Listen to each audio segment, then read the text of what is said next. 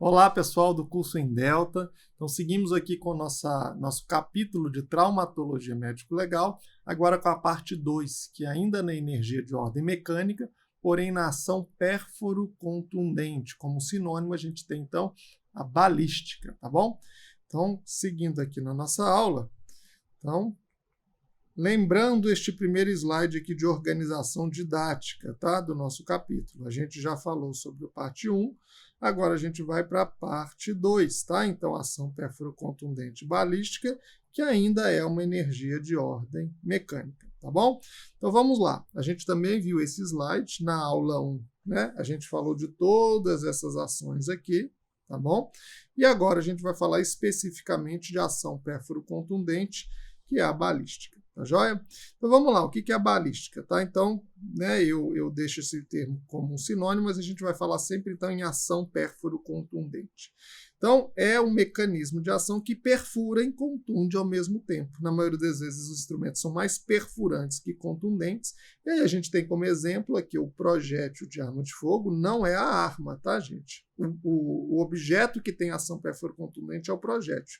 E aqui, de uma forma muito mais inusitada, a gente tem o guarda-chuva, desde que ele tem esse cabo aqui, ó, né? Que ele tem a capacidade de perfurar, e sendo utilizado com muita força, ele também vai ter uma ação contundente, tá? Então, ambos os objetos, projétil e ponta do cabo, ponta do guarda-chuva, vão ser objetos com ações pérfuro-contundentes, tá? Então, aqui, pensando muito mais nas armas de fogo, o que a gente tem de objetos com ação pérfuro-contundente são os projéteis, tá? Sejam eles de armas, né, de menor potencial de energia, né? Então, revólveres e pistolas, podendo ser fuzis, metralhadoras, né? Armas de mais energia. Tá? Algumas noções básicas de balística forense, a gente tem a balística interna e a balística externa, que na verdade não é temática aqui específica da nossa aula, e aqui sim, balística dos efeitos ou do ferimento. Então, são os efeitos produzidos pelo projétil disparado no corpo humano. Tá bom? Então, a gente tem... É importante a gente definir aqui quais são as armas com alma do cano raiada, tá? E essas vão definir, então, projéteis, né, disparados, né, isolados, né, ou projéteis únicos, tanto revólver quanto pistola, quanto fuzil, quanto metralhadora, todos exemplos de armas com alma do cano raiado. Tá? Aqui uma breve anatomia, né, tanto do revólver quanto da pistola, e aqui uma breve anatomia do projétil. Tá? Aqui um esquema, aqui projéteis recuperados durante uma necrópsia. Tá? Então, aqui uma visão superior, aqui uma visão lateral. Projéteis que podem ser enjaquetados, né? Projéteis que podem ser parcialmente enjaquetados, projéteis nus, como este daqui. Tá? Então, percebam que alguns aqui estão deformados, outros estão relativamente preservados. Então, vários exemplos de projéteis. Tá? As armas de fogo com alma raiada, então, elas têm no interior do cano, né, umas impressões, né, umas raias que determinam impressões nos projéteis, né, sob a forma de cavados e ressaltos. Né? Então, são microdeformações ou estrias que acabam individualizando esse projétil deflagrado com uma arma específica. Né? Então, o médico legista, quando ele recupera um projétil, ou o perito criminal na cena do crime recupera um projétil, esse projétil disparado, então ele vai ter essas estrias em razão das raias daquela arma que efetuou o disparo. Em razão disso, se houver uma suspeita de qual arma foi utilizada no crime, você pode fazer disparos, né, de teste, e aí você pegando então este projétil disparado no teste e comparando com o projétil recuperado durante as perícias, você pode então afirmar ou descartar que aquele projétil foi disparado por aquela arma suspeita. Tá? Então, projéteis deflagrados por uma mesma arma de fogo com alma raiada terão estrias sempre semelhantes, tá bom? Então, aqui vendo uma arma aqui no caso de calibre longo, né? De cano longo, perdão, né? Então a gente percebe justamente estas raias, tá? Então, uma arma de fogo com alma raiada. Então, essa aqui é a ideia, né? Então, um projétil aqui antes de ser disparado, estas raias vão definir aqui um movimento de rotação deste projétil, tá? E o projétil, na medida em que ele deixa o cano, né, ele tendo esse movimento de rotação, ele vai ter uma estabilidade maior. Isso, obviamente, facilita para o atirador acertar o alvo, né? Isso pode ser de forma lícita, pode ser de forma ilícita, né? A depender do caso, tá? Até mesmo um tanque de guerra, como a gente está vendo aqui, ó, tanto aqui na imagem quanto aqui nesse cano aqui está, né, partido, né? A gente vê aqui os raios, né, dentro do cano. Tá? Aqui no projétil, então, um projétil recuperado, né, percebam que essas linhas aqui, ó, essas estrias, são estrias que foram deixadas ali no projétil, um projétil que é de chumbo, né? Então ele é facilmente deformável. Tá?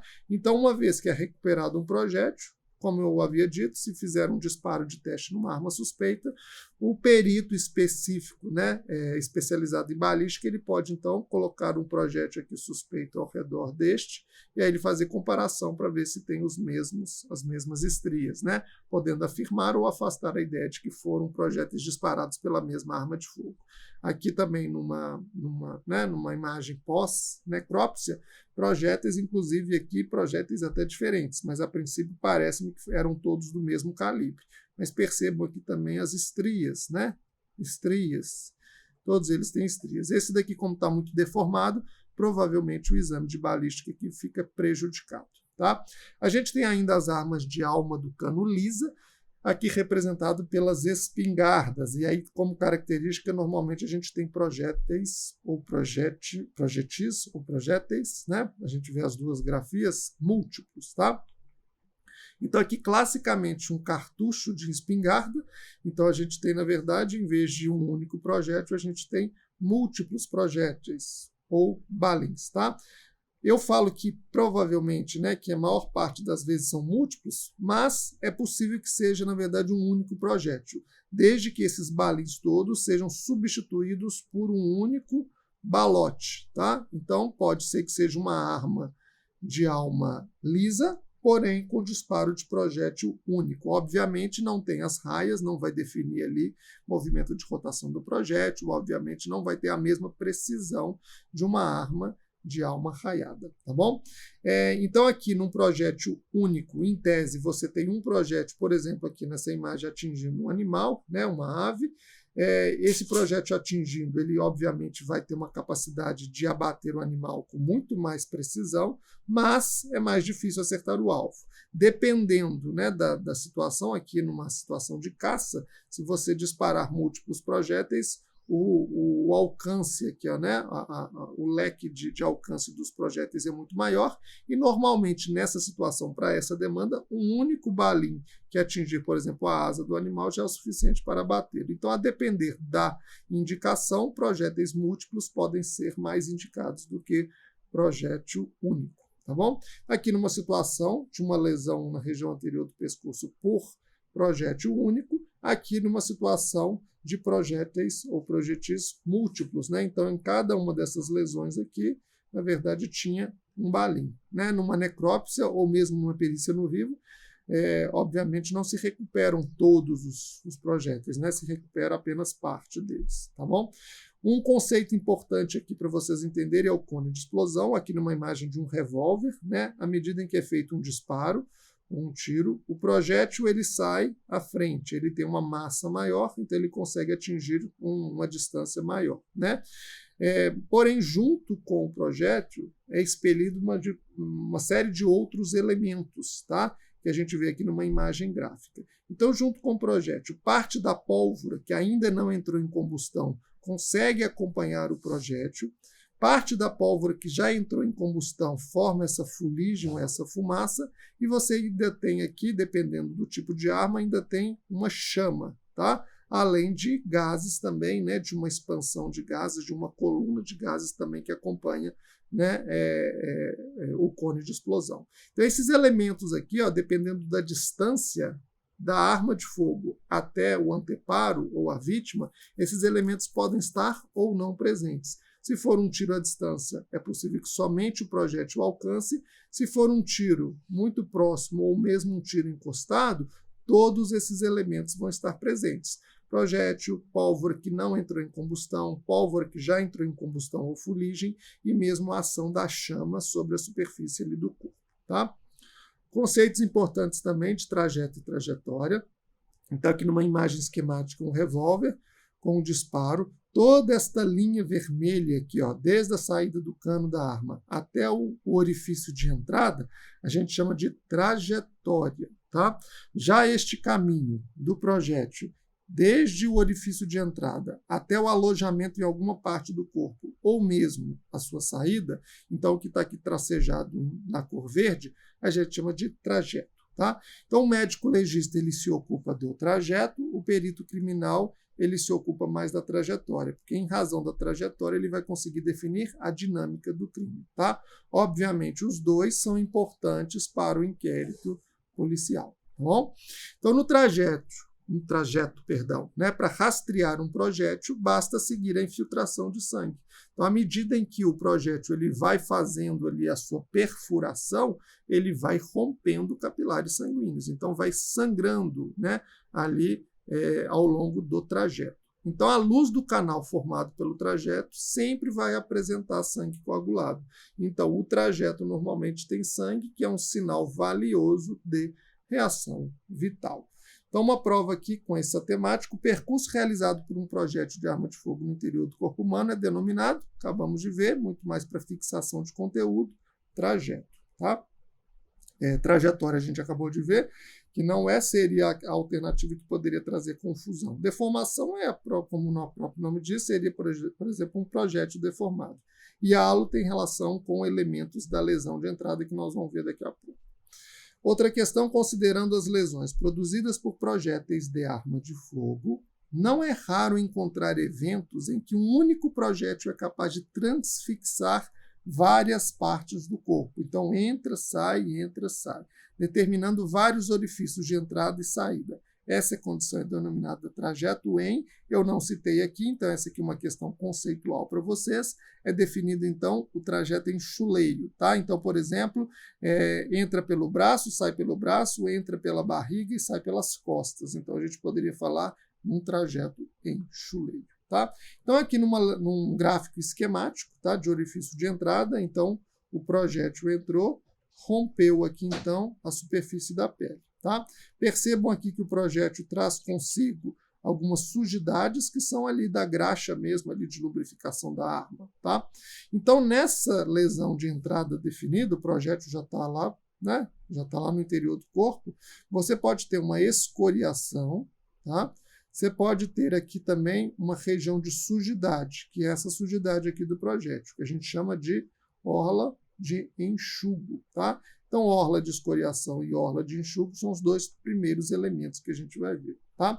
Então, orla de escoriação. Então, nessa lesão de entrada aqui, ó, bem circular, tá? Tudo isso aqui que a gente está vendo aqui, ó, que eu estou tracejando, seria a escoriação. Tá bom? Aqui a gente está vendo, eu não mostrei aqui do lado, mas essa área avermelhada, isso aqui é uma equimose. Né? Então, vocês estão vendo que o projétil perfurou, mas ele definiu também lesões contusas, que são a escoriação e a equimose. Por isso que a ação é pérfuro contundente, perfurou e contundiu. Se tivesse deixado aqui uma sujidade, aqui, ó, tá escurecido, preto, a gente poderia falar da sujidade do projétil, a gente poderia falar de orla de enxugo. Aqui não está tão evidente assim, tá bom? Então, os tiros, as lesões de entrada, então a gente pode ter nos tiros encostado, curta distância ou a distância. No curta distância aqui, na verdade, eu estou juntando dois, no queima-roupa e o curta distância. E no à distância eu também estou juntando dois, média e o tiro à distância. Então, para facilitar para vocês, decorarem somente três tipos de tiro: encostado, curta distância e distância, tá bom? Então, quando o tiro é encostado, a arma está apoiada na vítima. Então, o cano da arma está ali bem apoiado na pele, tá? E aí, para o diagnóstico seguro do tiro encostado, a gente pode analisar algumas questões ali naquele ferimento. Então, algumas questões também para decorar. Presença de carboxihemoglobina, né? Então, a hemoglobina ali do sangue que se junta com monóxido de carbono, em razão ali da combustão da pólvora. Nitratos de pólvora, né? Que é o ingrediente, elemento ali da pólvora. Nitritos, que é da degradação justamente da pólvora. E enxofre, em razão da combustão. Se esses elementos estiverem presentes ali naquela lesão, naquele sangue, a gente vai poder falar que é uma lesão de entrada, tá bom? Um tipo específico de tiro encostado é quando a arma está encostada no osso, tá? Aqui no exemplo a gente está vendo o osso aqui, ó, da região do crânio. E aí aqui no crânio a gente tem, na verdade, duas lâminas ósseas. Essa aqui que eu coloquei que é a lâmina anterior e aqui a gente colocou a lâmina posterior. Tá? Não é tão profundo assim como está aqui, não. Aqui é muito mais esquemático. Aqui, então, é uma região que a gente chama de seio frontal, que é o que, na verdade, dá essa inflamação que a gente chama de sinusite. Né? Então, a gente tem, na verdade, uma cavidade. Então, se você tem um tiro encostado aqui ó, no crânio, tá? O projétil ele entra, passa pelas duas lâminas do osso, tá? Mas todos aqueles outros elementos do cone de explosão, eles entram pelo primeiro orifício, mas quando eles chegam aqui ó, no seio frontal, eles batem na lâmina interna e voltam. E aí colocam esse aspecto aqui que a gente está vendo aqui ó, na imagem ao lado. É como se explodisse. Tá? Então, uma pessoa leiga poderia ver uma lesão toda irregular, estrelada, poderia falar assim, é uma lesão de saída. Não é, porque a gente está vendo elementos aqui, ó, que são aqui, ó, de pólvora, tá? Pólvora combusta. Aqui, depois, com outra imagem, a gente vai ver melhor pólvora, né? Então, a gente pode até, aqui na verdade, de equimoses, né? Tá? Mas principalmente esses elementos aqui de pólvora, eles só estão presentes na lesão de entrada. Não faz sentido, né, a gente pensar em impregnação de pólvora, seja ela combusta ou incombusta, na lesão de saída. Essa pólvora nunca vai alcançar o outro lado. Tá? Então, aqui uma lesão clássica de tiro encostado, chamada então de câmara de mina de Hoffman. Tá? Esse epônimo é muito famoso e para as provas costuma ser cobrado. Tá bom? Aqui um outro exemplo de câmara de mina de Hoffman, só para mostrar que realmente, num olhar leigo, pode passar como se fosse lesão de saída. Tá? Outros sinais importantes que eu acho que vale a pena frisar com vocês é o sinal de Benassi, ou Benassi com L, decore mais o Benassi, que é justamente essa fuligem, essa pólvora combusta, que ela fica impregnada ali no canal que é feito no osso. Tá? Então, voltando aqui um pouquinho, tá? Então aqui por fora, tá? A gente tem fuligem, mas essa fuligem que entra um pouquinho e fica impregnada na parede aqui interna do conduto, a gente chama então de sinal de Benassi. Tá bom? Só corrigindo aqui, ó, o de Benassi é o da lâmina externa. Esse que fica no interior do conduto é o Schuss-Canol, tá bom? Então aqui, ó, para não pairar dúvida, tá? Voltando aqui na imagem, essa fuligem toda aqui, ó, depositada na lâmina externa, aqui então a gente tem Benassi, tá? E aquela fuligem que fica depositada na parede do conduto, que é formado ali pela perfuração do osso, aí sim a gente chama de Schuss-Canol. Tá bom? Infelizmente são epônimos difíceis, né? É difícil a gente até associar, acaba que a gente tem aqui mesmo que decorar, tá bom? Um outro epônimo muito famoso é o sinal de Vergartner. Aqui a gente também está falando ainda de tiro encostado. Porém, nesse caso, não tem um anteparo ósseo, tá? Por exemplo, essa vítima aqui, ó, essa imagem aqui pode ser na barriga, né? No abdômen da vítima, tá? Então, esse projétil entrou, todos os outros elementos entraram, mas o que chama a atenção é o seguinte, tá? Então, esse cano aqui, ó, pode estar aqui, ó, quente, tá? E ele pode ter definido, então, uma área de queimadura aqui, ó, ao redor da lesão. Então, essa área de queimadura aqui ao redor da lesão, tá? Que deixa a impressão da arma utilizada, a gente chama de sinal de Vergartner. Tá bom? Aqui um sinal de Vergartner era um cano da arma que era mais simples, tá bom? Então vamos lá, questão. Percebam que é uma questão para delegado. Então, quando eu falo que cai epônimo, não estou mentindo, tá? Então, o que é o sinal de Vergartner? A gente acabou de ver, é o desenho da boca e da alça de mira da arma sobre a pele, tá? No tiro a curta distância, seria aquele segundo grupo que eu falei, ou tiro a queima-roupa. A gente já vai ter, então, lesões do efeito primário, que são causadas pelo impacto do projétil, e a gente tem lesões ou alterações que são considerados efeitos secundários, que na verdade são os resíduos de combustão ou semicombustão da pólvora, partículas sólidas do próprio projétil, que pode ter sido expelido junto, né, do projétil. Tá? Então, aqui algumas características de lesão de entrada. Tá? Então, quando você fala de lesão de entrada, normalmente a gente vai pensar em tudo isso aqui. Pode ser que tenha, pode ser que não tenha. No tiro a curta distância, é comum que tenha tudo, tá? Então, uma forma arredondada ou elíptica, a orla de escoriação que a gente já viu, bordas que são invertidas, afinal de contas, o trajeto ali inicial do projétil acaba definindo, então, ali o dobramento ali das bordas da lesão para dentro, né? Então, no sentido de inversão das bordas. Tá? O halo de enxugo nós já citamos, tá? Que são as impurezas que o projétil carrega. Halo ou zona de tatuagem. Então, aqui a gente vai ver na imagem daqui a pouco, que é a impregnação da pólvora incombusta. Então, pequenos fragmentos de pólvora ficam incrustados na pele. Tá? A pólvora que já entrou totalmente em combustão, ela vira uma fuligem, então ela não vai incrustar na pele. Ela, na verdade, só se deposita sobre a pele. A gente chama de zona de esfumaçamento. Então, o que diferencia a zona de tatuagem de esfumaçamento?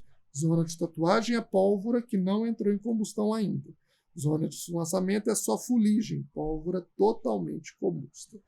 Né? No tiro a curta distância, dependendo da arma, você tem também a aleação de fogo. Tá? Então, o fogo que sai pelo cano da arma pode também atuar ali na pele, fazendo queimaduras. Tá? E nos pelos, na área coberta de pelos chamuscados ou crestados.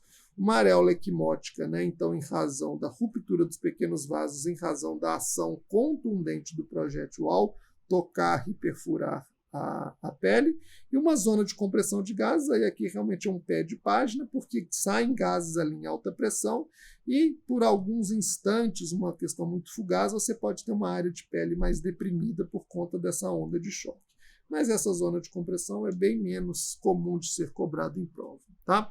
Então, aqui, ó, numa lesão de entrada, o que a gente vê aqui? Ó, que é, na verdade, regular. Tá? A gente vê aqui que tem a área de escoriação, a gente vê aqui ó, que tem essa área aqui de fuligem, que é a zona de esfumaçamento, e a gente tem esses pontinhos aqui ó, que eu estou marcando. Tá? Esses pontinhos aqui ó, tá? Podem ser pólvora incombusta, que ficaram incrustadas na pele. Então, zona de tatuagem. Percebam que boa parte da pólvora, né, ela acabou ficando no tecido, né, da vítima. Né? Então, a maior parte ficou ali impregnada no tecido. Aqui uma outra imagem. Olhe para vocês verem como é que essa zona de esfumaçamento está muito mais intensa. Então, isso aqui tudo é fuligem, tá? Pólvora combusta que com água, sabão, provavelmente vai sair tudo. Aqui também, tudo isso daqui também pólvora combusta. Aqui, uma vez já feita a lavagem, tá? Então provavelmente essa região toda estava com zona de esfumaçamento.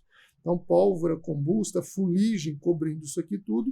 Foi feita a lavagem, percebam que tem uma lesão circular, tem aqui uma orla de escoriação, tem aqui um halo equimótico ao redor da lesão, e todos esses pontinhos aqui ó, são pólvoras, fragmentos de pólvora incombusta, que não entraram em combustão, que ficaram incrustados na pele. Então, toda essa área aqui em vermelho, essa área circular, a gente pode chamar de zona de tatuagem. Tá? Prestem atenção no seguinte, vou falar e vocês precisam gravar. Zona de tatuagem e zona de esfumaçamento é igual a lesão de entrada. É impossível ter zona de tatuagem, zona de esfumaçamento na lesão de saída. Isso pode ser o suficiente para vocês acertarem uma questão. Aqui também zona de tatuagem, porém está muito mais agrupado. Isso aqui aponta para um tiro a curta distância, uma distância menor do que na anterior. Aqui está um pouquinho mais afastado, obviamente, se a gente considerar a mesma arma de fogo. Tá bom? Pelos crestados, se tiver a ação ali do fogo, tá? Então aqui numa visão ampliada, esse fogo, esse pelo, né, é todo queimadinho, né? Fica todo enrolado, tá bom? E aqui no tiro à distância, aquele terceiro grupo que eu falei, então a gente vai ter aqui, na verdade, um diâmetro menor que o do projétil, devido à elasticidade e retração dos tecidos, exceção dos projéteis, né, de alta energia. Forma arredondada elíptica, borda invertida, assim como no tiro a curta distância. Orla de escoriação também. Tá? Halo de enxugo é possível que tenha, se o projétil tiver ali as sujidades, né, de impurezas. Areola equimótica. Tá? Lesão de entrada de tiro à distância não tem os efeitos secundários do tiro, porque tudo isso que eu falei aqui são efeitos primários, relacionados ao projétil em si. Os efeitos secundários, orla de esfumaçamento, orla de tatuagem, né? Tudo isso, na verdade, ou até mesmo a questão da ação do fogo, isso como foi um tiro à distância, não estarão presentes, tá bom? Então aqui um orifício de entrada clássico, tá? Então aqui, ó, essa imagem eu até coloquei lá no início, tá bom? Aqui orifícios múltiplos de entrada, clássicos.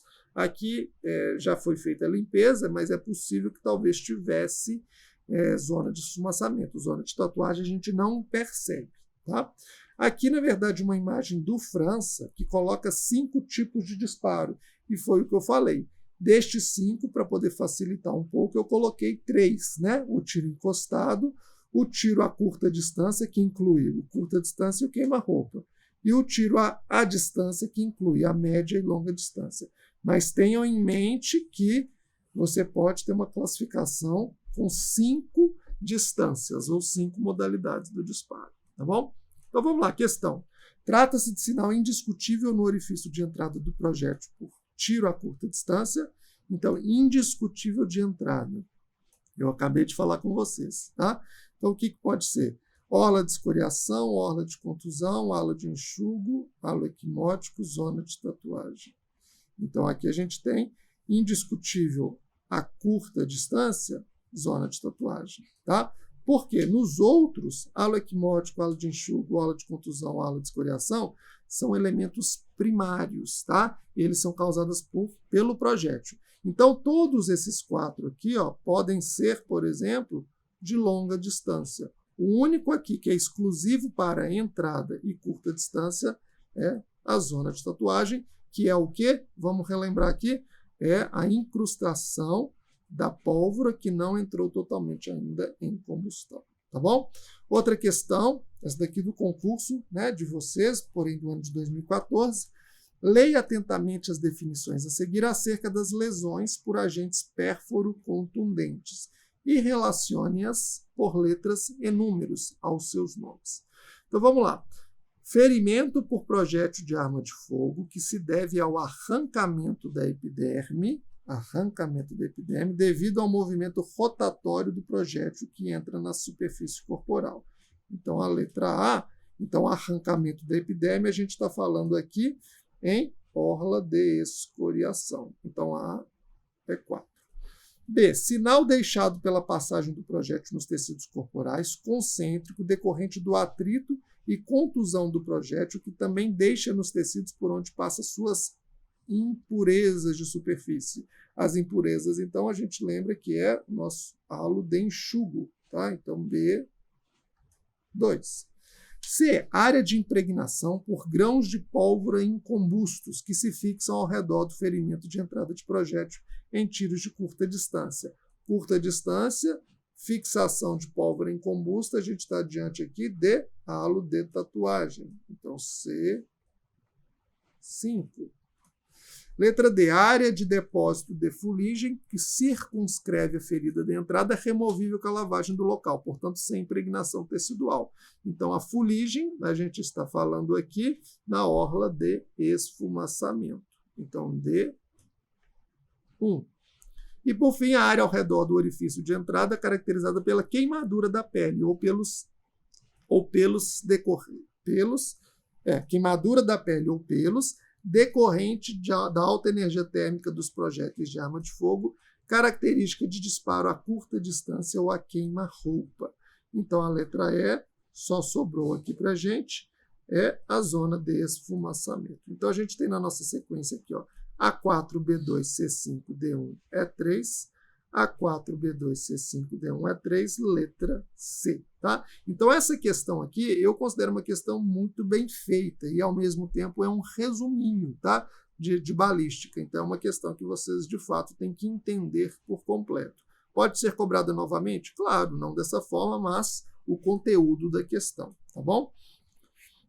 E a ferida de saída, né? Então, as características importantes para a gente decorar, que ela tem a forma irregular, tá? Ela tem um diâmetro, costuma ser maior que o do orifício de entrada, bordas evertidas ou bordas para fora, justamente acompanhando ali o movimento do projétil, e não tem orla de escoriação, nem halo de enxugo, nem elementos secundários, tá? Fica aqui, na verdade, um pé de página aqui de um epônimo de quando pode ter uma escoriação, que é quando o corpo está apoiado ali numa parede, numa cadeira, no chão, e aí você pode ter talvez ali uma escoriação em razão do movimento do projétil empurrando a pele contra esse anteparo. tá? E a areola equimótica, mesmo mecanismo da produção dos ferimentos de entrada, tá? Então aqui lesões de saída, percebam aqui as bordas voltadas para fora, tá? Percebam que é totalmente irregular, tá? Então aqui irregular, aqui a gente não tem na verdade uma areola equimótica, mas a gente tem equimose perilesional, tá? E percebam aqui também, ó, a areola equimótica, uma lesão mais irregular do que a lesão de entrada, tá? Aqui uma lesão de entrada, até mesmo a espícula do osso, tá, do crânio, também está tendendo a voltar-se para fora, tá? Aqui, numa imagem muito interessante, que a gente teve uma lesão de entrada, tá? Então ela aqui, ó, bem circular, né? Aqui, se a gente tivesse uma imagem ampliada, né, talvez poderia até antes da lavagem perceber, talvez até mesmo, se foi um tirar curta distância, poderia perceber zona de tatuagem, e zona de tatuagem da pólvora incombusta ou de esfumaçamento da fuligem da pólvora combusta. Então, aqui é na entrada, e aí a gente tem um trajeto, tá, no interior do corpo, e aqui a gente tem uma lesão de saída. Percebam que a lesão de saída, obviamente, ela é irregular, bordas evertidas, aqui está bem fácil de perceber isso, tá? Lesão de entrada, lesão de saída, tá? Aqui, em relação a possibilidade do orifício ele entrar de forma oblíqua, tá? Porque nem todos eles vão entrar num ângulo de 90 graus, tá? Então aqui se houver, né, um ângulo oblíquo, tá? Então essa área aqui, ó, como ela teve um contato maior com a superfície do projétil, define uma área de escoriação maior, tá? Então quando a gente analisa uma lesão, nessa parte aqui onde tem uma área de escoriação maior, aponta, na verdade, a direção por onde veio o projétil. Tá bom? Então, aqui nessa imagem aqui já está bem mais amplificado isso, né? Então, como a gente tem uma área de escoriação muito maior aqui, ó, à esquerda da lesão de entrada, então isso aqui aponta para a gente que o projétil veio da esquerda para a direita. Já esse daqui provavelmente foi perpendicular, no ângulo de 90 graus, porque a lesão tem um aspecto de muito mais para uma lesão circular. Tá? Nessa daqui a gente poderia falar uma lesão em sedênio, porque ela toca a pele, faz uma escoriação, ela deixa de tocar a pele por um breve instante, depois volta e faz a perfuração. Tá? Então é um sinal de que foi um tiro oblíquo ou tangencial até o momento da perfuração. Tá? Sinal de funil de Bonnet, esse daqui também é um epônimo importante. Tá? Então isso daqui é quando o projétil ele passa por um osso, né, principalmente por um osso normalmente mais laminar, por exemplo, o crânio. Tá? Então você tem então, este movimento, e aí, na medida em que o projétil passa, ele define fragmentos de ossos. Né? Então, a parte primeira, né, antes do projétil entrar, ela acaba tendo então um diâmetro menor, e a parte distal ela acaba tendo um diâmetro maior. Então a gente fala que o funil ou cone em razão deste desenho formado após a passagem do projétil. Então aqui numa imagem, tá, a gente tem aqui, ó, essa parte em verde aqui, ó, que é a parte que a gente está vendo aqui na imagem. Tá? Então a gente está vendo aqui o crânio visto por dentro. Tá? Então essa primeira parte aqui, ó, né, por onde o projétil entrou no osso, é aquela lesão mais interna. E esta parte aqui, ó, que tem um diâmetro maior, que está aqui representado em vermelho, já é a parte aqui também na outra imagem definida em vermelho. Então, este formato final aqui, ó, tá, define um aspecto de um funil ou de um cone. Tá? Então, funil de Bonnet, a gente pensa, então, nesse epônimo relacionado à entrada de projeto de arma de fogo em um osso, particularmente a lâmina do osso do crânio. Tá bom? Então, mais uma questão aqui. Considerando as lesões produzidas por projéteis de arma de fogo, o diagnóstico diferencial entre ferimento de entrada e saída no plano ósseo craniano é feito pelo sinal de, acabamos de ver, Bonnet. Carrara, Strassman, né, e Terraza são lesões no crânio? São, mas são aquelas definidas por martelo. Tá? Elas não falam para a gente se é entrada ou saída. Já o funil de Bonnet, sim, fala, porque o orifício menor é por onde entrou, o orifício maior é por onde saiu. Tá bom? E aqui o tiro de arma de projéteis múltiplos. Então, aqui num disparo, aqui está o cano, a gente está vendo aqui o cone de explosão, Então aqui pode ter fogo, pólvora incombusta ou a fuligem, pólvora combusta e aqui o projétil. Tá? Perceba que o projétil ele tem os balins, que os balins vão se afastando cada vez mais. E o que é isso aqui? Ó? Isso aqui é a bucha, que separa os balins da pólvora lá dentro do cartucho. Tá bom? Então aqui, ó, nessa imagem aqui, você tem vários balins. Como eles estão bem agrupados aqui as lesões, a gente pode pensar que a lesão é a curta distância. Tanto é que a gente tem elementos aqui, ó, de pólvora incombusta, a gente tem elementos aqui, ó, de pólvora combusta ou de fuligem. Então aqui é um tiro a curta distância por arma de alma lisa com projéteis múltiplos, por exemplo, uma espingarda. E essa imagem aqui é muito interessante porque a gente pode ter um projétil único, por exemplo, um balote. E o que é essa imagem aqui? Ó? Essa imagem aqui, ó, faz a gente lembrar muito, naquela outra imagem, justamente a bucha que separa os balins ou um balote único da pólvora. E aí o tiro foi tão próximo, aqui obviamente já foi feita a limpeza, que até mesmo a bucha acabou servindo como um projétil e acabou também batendo ali contra a superfície do rosto da vítima. Pode ser que tenha até entrado ou tenha batido e tenha caído, tá bom? Projéteis de alta energia, é importante a gente citar o que é uma cavidade temporária e permanente.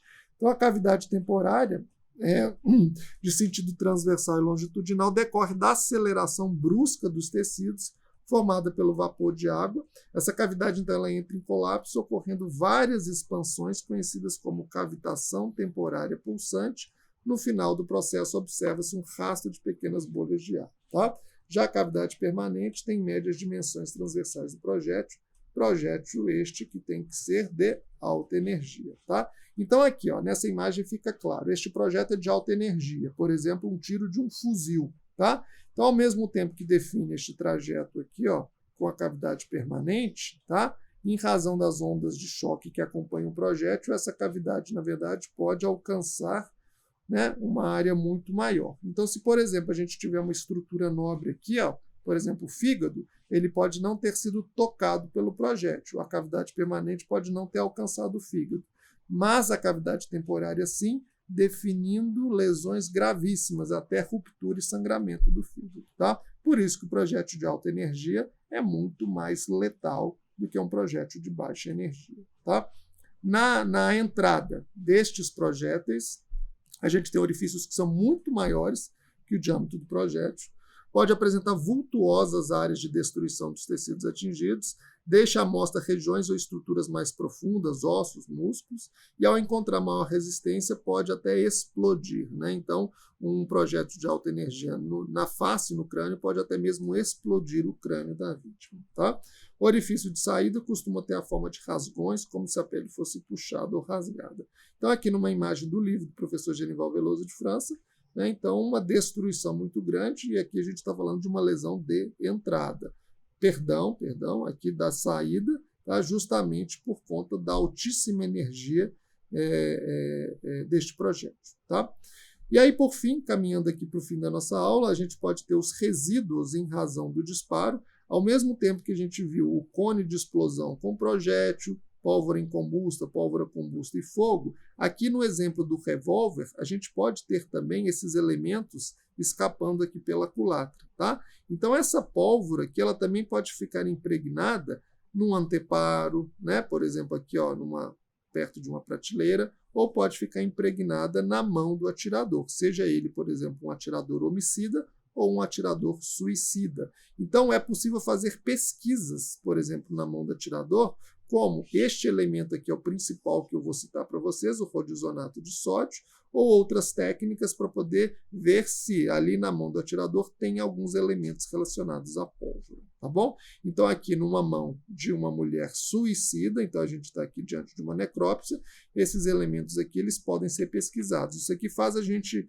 pensar logo como se fosse ali a nossa zona de fuligem, né?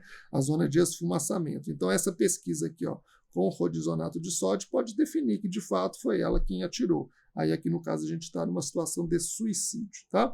Então, para fixar esse conteúdo, uma questão: nas lesões produzidas por projéteis de arma de fogo cicatrizadas antigas, ocorre o desaparecimento dos elementos característicos das feridas pérfuro-contusas. Nesses casos, nos cadáveres, o exame histológico ou o exame do tecido ali de uma biópsia torna-se relevante. No diagnóstico histoquímico específico para chumbo é utilizado, a gente acabou de ver, rodizonato de sódio. Outro teste, o teste de rodizonato de sódio, para vocês aqui nessa aula fica fácil, né? Tem relação com o quê? Pólvora, gravidez, álcool, cocaína, barbitúricos. Não tem nada a ver com isso aqui tudo que eu falei. Mas se tiver solto numa prova, talvez a gente confunda, né? Então aqui a resposta é a letra A. Uma outra questão para delegado de polícia, um cadáver jovem do sexo masculino, encontrado por moradores de uma região ribeirinha, estava nas seguintes condições: vestido com calção de banho, corpo apresentando 2 orifícios. O primeiro deles, medindo cerca de 1 centímetro, ligeiramente elíptico, na parte posterior do tórax, na altura da região escapular direita. O segundo, de mesmo tamanho que o primeiro, circular no pescoço logo abaixo da nuca. O primeiro apresentava orla de enxugo, orla de escoriação e orla de contusão. A gente já sabe que é uma entrada. Em torno do segundo foram observadas zonas de esfumaçamento e de tatuagem. A gente também sabe que é entrada, e como tem esfumaçamento e tatuagem, a gente já sabe que é tiro a curta distância. O primeiro não tinha zona de esfumaçamento e tatuagem, então a gente pensa em tiro à distância. Tá? Então vamos lá, nessa situação hipotética, as lesões descritas foram causadas por instrumentos pérfuro-contundentes, ok, empregados a longa distância e a curta distância, respectivamente. Correto. Primeiro, longa distância, e o segundo, a distância. Vamos ler as outras? Decorrem de ação corto-contundente. Já errou aqui, é pérfuro-contundente. Foram causadas por instrumento pérfuro-cortante. Já errou também. Foram ambas causadas por instrumentos pérfuro-contundentes. Ok. Empregados a curta distância. Não, porque no primeiro não tinha aqui a zona de esfumaçamento de tatuagem. Então, o primeiro foi longa distância. Tá? Então, foi somente um a curta distância. E letra E são compatíveis com a ação dos projéteis de alta energia disparados a longa distância. A gente acabou de ver que os projéteis de alta energia não deixariam, por exemplo, aqui orifícios elípticos, né? Aqui, ó, onde que a gente viu aqui, ó, ligeiramente elíptico, e aqui um orifício, aqui, o segundo circular, né? Então, um projeto de alta energia, a gente viu que mesmo na entrada deixa uma lesão bem irregular, tá? Outra questão, nas feridas causadas por projéteis de arma de fogo devem se considerar elementos do orifício de entrada, trajeto e orifício de saída. A respeito desses tipos de lesões, assinale a alternativa correta.